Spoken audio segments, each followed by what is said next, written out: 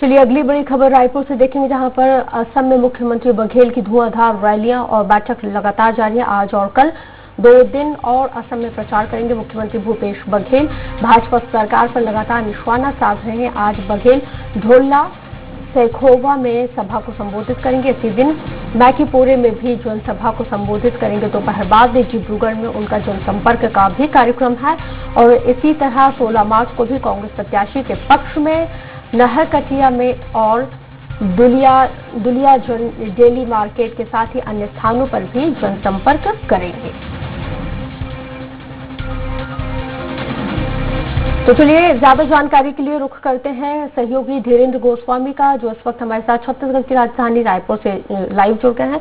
धीरेन्द्र, ताबड़तोड़ रैलियां, ताबड़तोड़ जनसंपर्क के लिए मुख्यमंत्री भूपेश बघेल असम पहुंचे हैं और छत्तीसगढ़ सरकार की तमाम जनहितैषी योजनाओं को भुनाने की कोशिश, कितना पॉलिटिकली माइलेज यहां पे ले पाएंगे?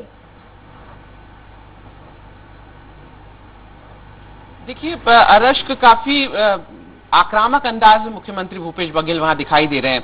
उन्होंने जो वादे किए थे, कल प्रेस कॉन्फ्रेंस ली थी, उन्होंने जो बातें कही थी उससे मैं शुरुआत करता हूं। सबसे बड़ा वादा कांग्रेस ने किया है कि असम में सीएए लागू नहीं किया जाएगा।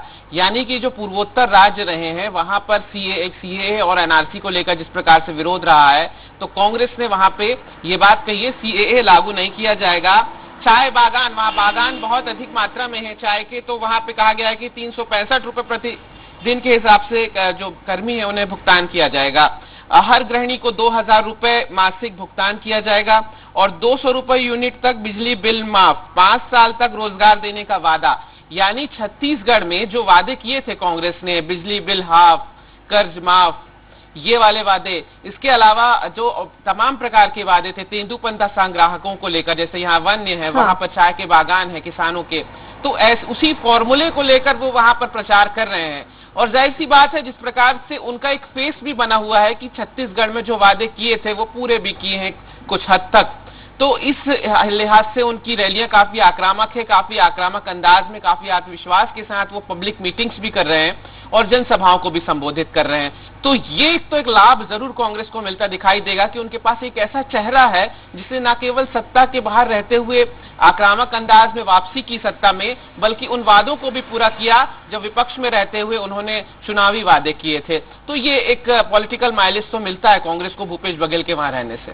बिल्कुल, वाकई में, क्योंकि हम 2018 के चुनाव की अगर हम बात करते हैं और उसी वक्त अगर हम मध्य प्रदेश के पॉलिटिकली सिनेरियो की भी बात करते हैं, तो यहाँ पे भी सत्ता परिवर्तन हुआ, छत्तीसगढ़ में भी सत्ता परिवर्तन हुआ। हमने देखा कि छत्तीसगढ़ में बेहतर तरीके से तमाम जिन योजनाओं का जिक्र किया गया था मैनिफेस्टो में, वचन पत्र में जिनको घोषित किया गया था, उनको 18 में से 14 कुछ हद तक, क्योंकि विधानसभा में जिस तरह से पटल पे जब जवाब दिया जा रहा था तब इस बात का जिक्र किया गया कि 18 में से 14 वायदों को राज्य सरकार पूरा कर चुकी है और अभी 5 साल सरकार, अभी बाकी के 2.5 साल हमें सरकार और चलाना है।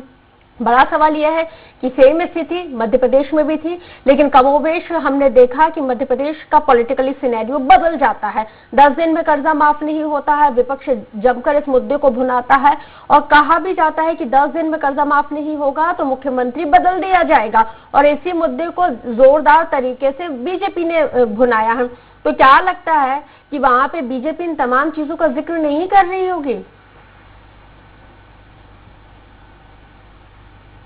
बिल्कुल रश्क, काफी महत्वपूर्ण बात है ये। और जिस प्रकार से बीजेपी में आपने देखा होगा कि विधानसभा सत्र के दौरान भाजपा काफी आक्रामक दिखाई दी थी, चर्चा तक में भाग नहीं लिया था और सत्र जल्दी खत्म हो गया था। यही वजह है कि बीजेपी ने अब इस मुद्दे को उठाया है जिसका आप जिक्र कर रही हैं। 2 दिन तक बैठक भी चली है, डी पुरंदेश्वरी ने कल ही लंबी बैठक ली है, देर रात तक बैठक चली है और ये बात स्पष्ट हो गई है कि आने वाले समय में जो वादे पूरे नहीं किए गए हैं, खासकर शराबबंदी की बात का अगर मैं जिक्र करूं वो, तो इन ऐसे मुद्दों को लेकर बीजेपी अभी सड़कों पर जाने वाली है। एक आंदोलन की रूपरेखा मोटा मोटी तैयार कर ली गई है, बस तारीख का ऐलान बाकी है। बढ़ते कानून व्यवस्था की लचर स्थिति जो है नक्सलवाद को लेकर है और जो जिन्होंने जिक्र किया शराबबंदी का, जो महिलाओं से जुड़े हुए विषय हैं, जो सामाजिक चेतना से जुड़े हुए विषय हैं, जो जनता के दिल को छूते हैं, ऐसे वादों को लेकर बीजेपी छत्तीसगढ़ में एक बहुत बड़ा प्रोटेस्ट तैयार करने वाली है। और यही वजह है क्योंकि संख्या बल तो है नहीं छत्तीसगढ़ में बीजेपी के पास, विधायक बहुत कम है, तो 5 साल सरकार यहाँ चलेगी इस बात की गारंटी है। लिहाजा अब विपक्ष के पास कोई दूसरा चारा नहीं है कि उन चीजों को सड़कों पर ले जाए, सदन से बाहर भी, जो जनता के दिल को छुए और इस बात का एक संकेत जाए कि सरकार उतने बेहतर तरीके से काम नहीं कर रही है जिसका वादा किया गया था। तो छत्तीसगढ़ का पॉलिटिकल सिनेरियो आने वाले वक्त में इसी बात पर निर्भर करेगा जिसका जिक्र आपने किया, और असम में जो मुख्यमंत्री वादे कर रहे हैं उसको लेकर भी छत्तीसगढ़ से भी राजनीति चल रही है। बहुत शुक्रिया धीरेन्द्र, तमाम जानकारी के लिए हमारे साथ जुड़ने के लिए।